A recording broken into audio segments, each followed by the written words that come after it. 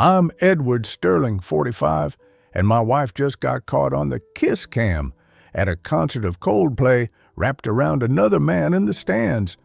Oh, would have been nothing if it wasn't her boss. Before I tell you how I quietly filed for divorce, froze our joint accounts, and let their company stumble upon a little financial scandal involving the two of them. Go ahead and tell me where you're watching from in the comments. By now, you can probably guess what I do for a living, right? That's right. I'm a lead software engineer at a major tech corporation in Phoenix, Arizona. 18 years of marriage to Kristen Gabbett. I believed it was a living testament to true love. We had 2 kids, Lucas, 16, at that awkward but hopeful age, and Emily, 10, a little girl whose radiant smile always warmed our home.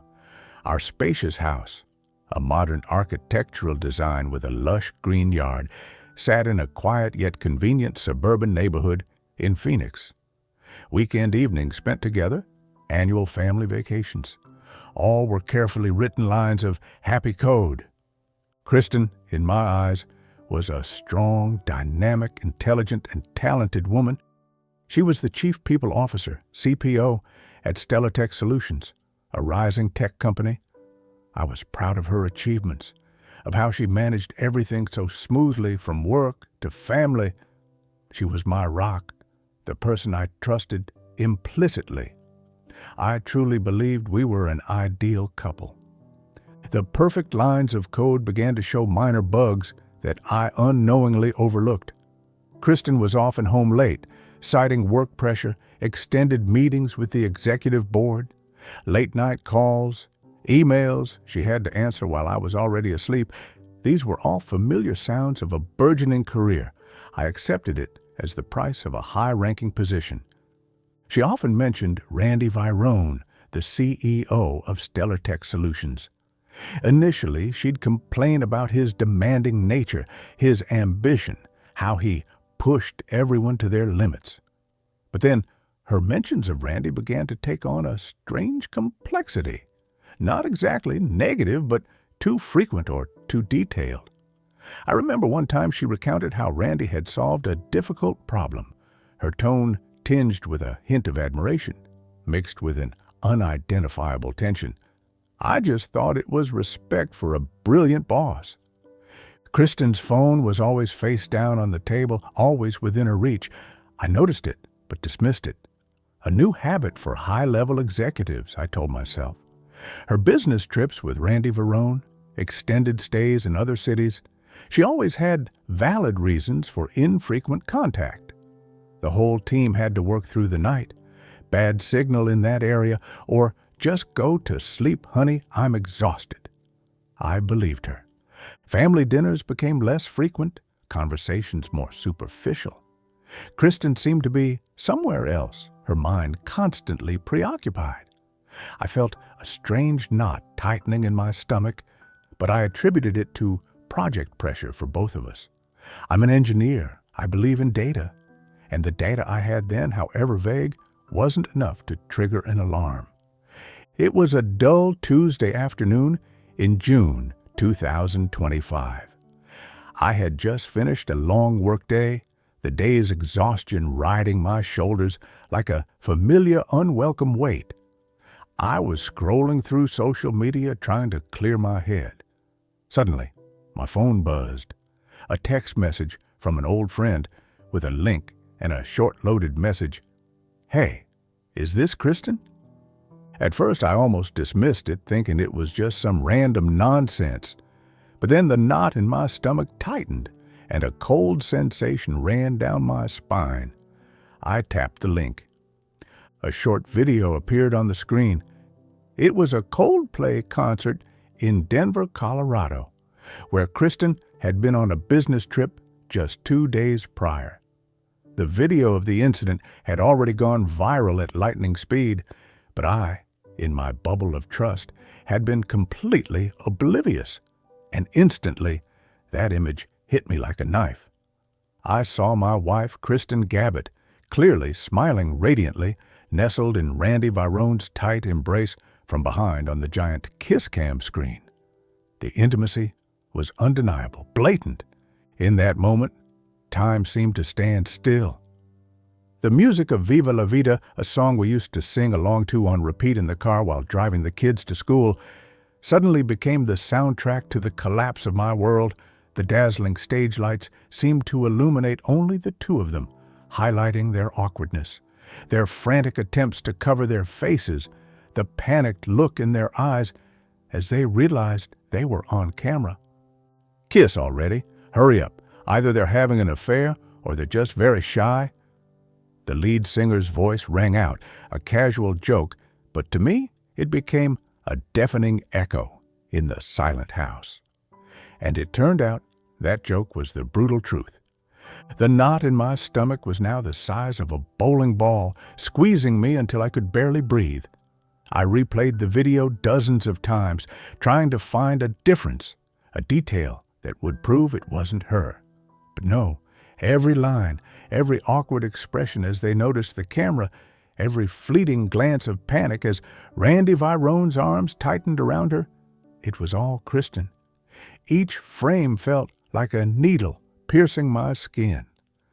First came the denial, an invisible wall rising in my mind. No way. This has to be a joke, some kind of mistake, or just a deceptive camera angle. But the cruel truth replayed itself over and over on the screen. After the denial came a chilling shock, a terrifying emptiness. Then a fierce fire ignited in my chest, rage, indignation, and the deepest pain of betrayal. I felt like smashing everything around me, like screaming, like rushing to her and demanding an explanation. But then I could only sink to the floor, motionless, my whole body trembling, tears streaming uncontrollably.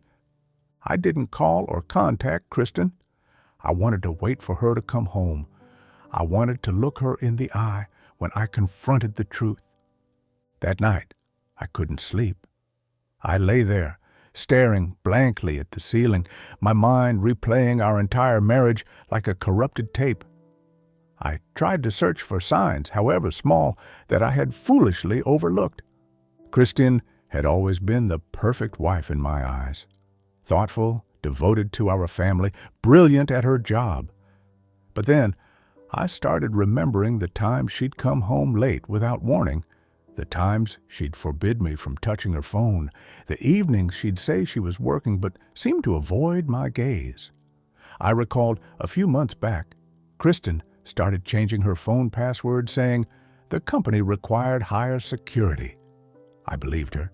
The evenings she said she was working privately, but would always turn off the lights in her home office, leaving only the faint glow from her laptop screen.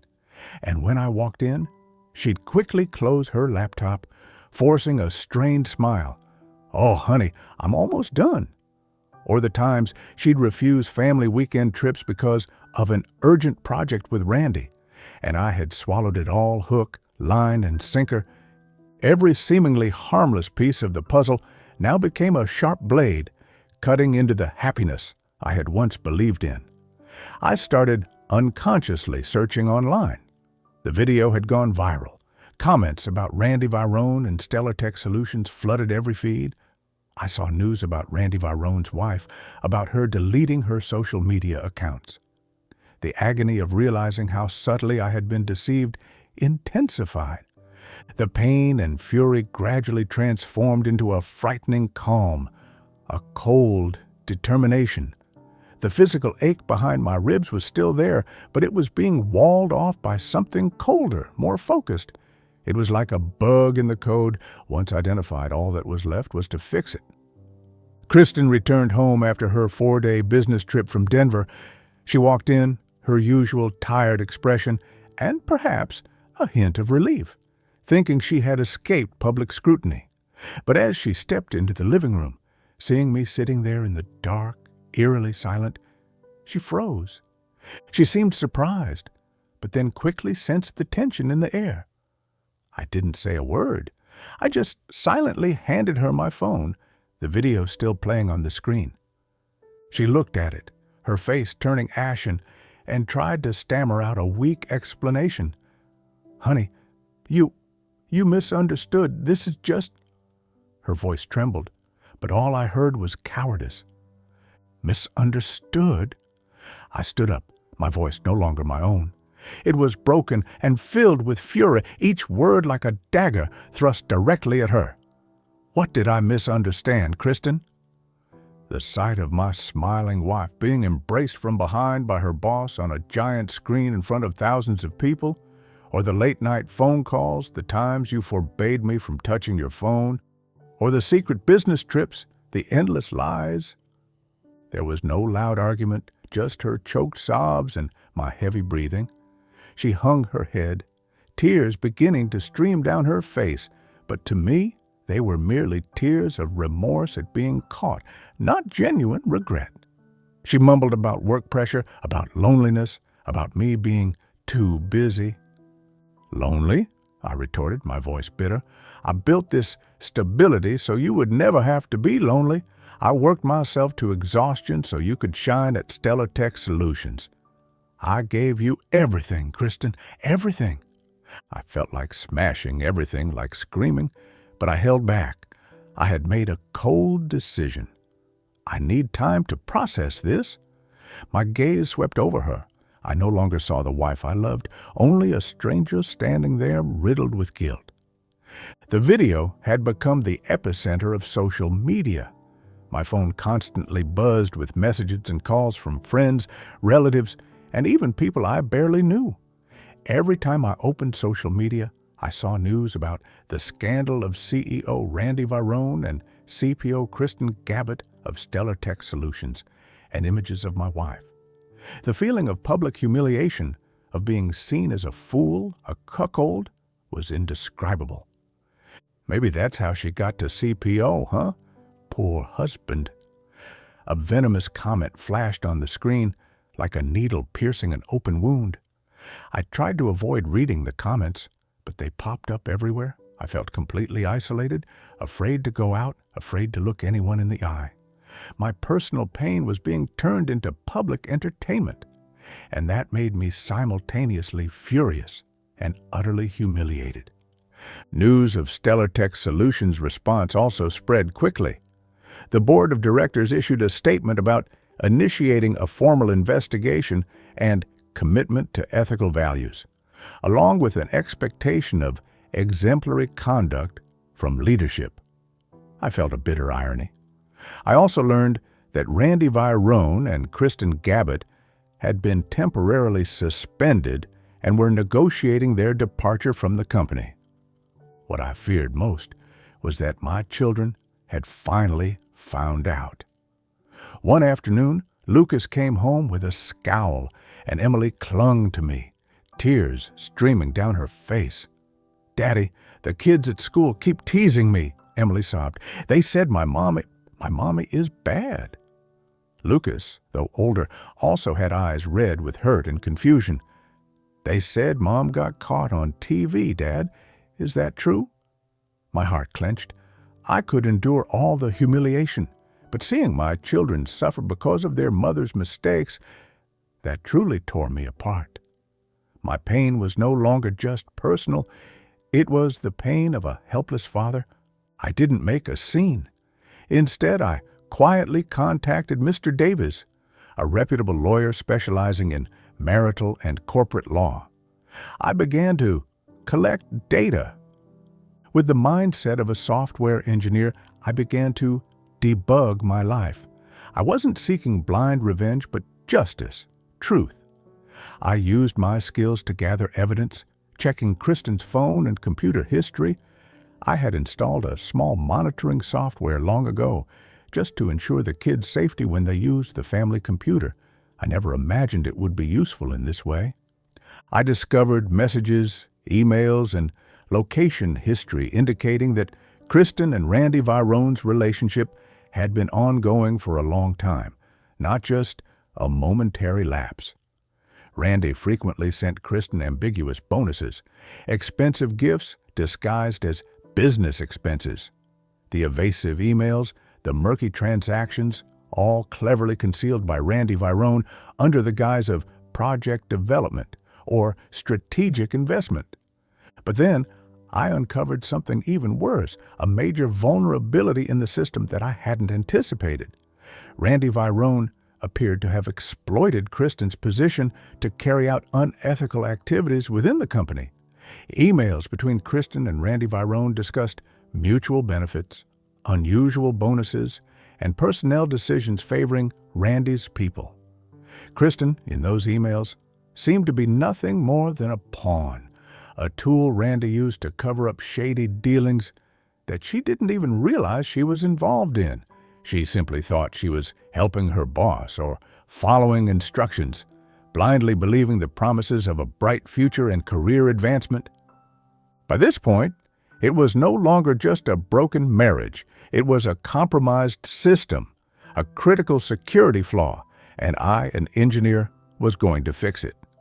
My decision to divorce became resolute, driven not just by emotion, but by a sense of moral imperative.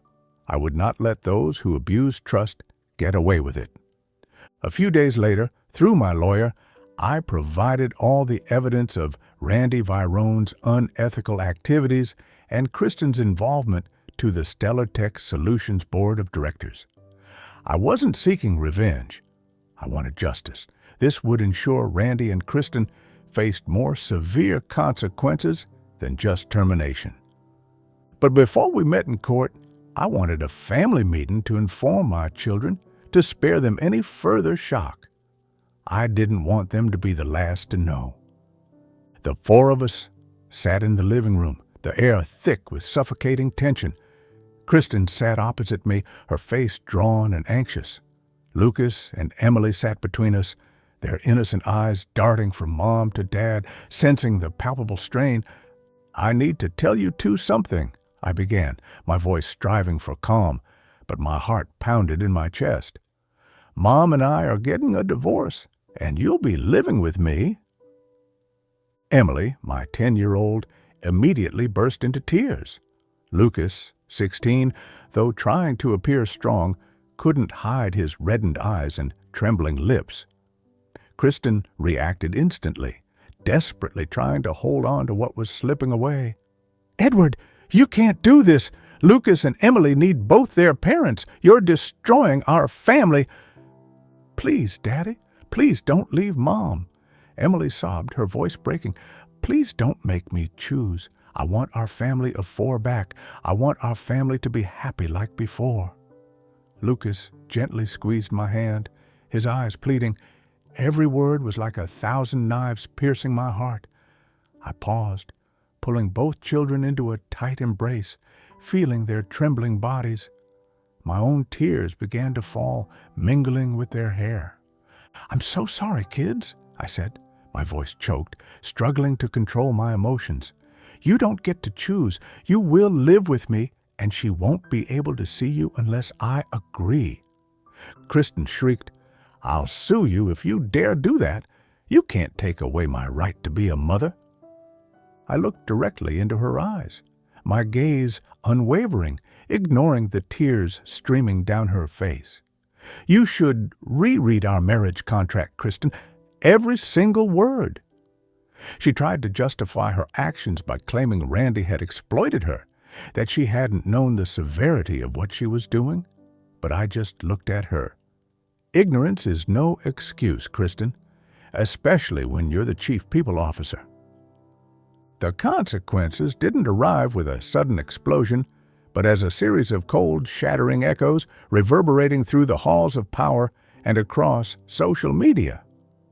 Kristen Gabbett, the woman who once strode confidently at the pinnacle of Stellar Tech Solutions, was now cast down like a pawn removed from the chessboard, without mercy. Her reputation, once meticulously built with dazzling successes and social finesse, now shattered into fragments across tech forums, in the whispers of industry experts, and on the bitter headlines of online news. Her personal life and career collapsed without fanfare, like a skyscraper imploding from within, leaving only desolate rubble. Her relationship with Randy Virone, the very spark that ignited it all, was severed instantly, a cold and brutal severance when the police intervened. Randy, once a powerful CEO, who manipulated everything with a smug smile and grand promises, now faced litigation and was held without bail, the aura of power extinguished, leaving only the shadow of prison bars. My divorce, a process I had meticulously prepared like a critical software update, was completed surprisingly quickly. The terms were exactly as stipulated in the marriage contract that my wise grandmother had insisted I sign 18 years ago, an invisible shield I never thought I'd need, now standing as an unyielding fortress. I retained full custody of Lucas and Emily, an unshakable clause. Kristen received 20% of our marital assets, enough for her to start over, enough to survive, but far from enough to rebuild the empire she once dreamed of, or what she had lost. I saw the disappointment etched clearly in her eyes, a bitterness that I knew would follow her for a long, long time, like an unhealing scar. The initial period after the divorce was a true test, a system stress test. Lucas and Emily, despite being carefully prepared, still faced difficulties that their young lives shouldn't have had to endure. The curious glances, the whispered comments at school, and even their innocent questions about why Mom did that, all were needles piercing their tender hearts. I constantly reassured them that it wasn't their fault, that my love for them would never change. It was a constant, immutable variable in this turbulent life.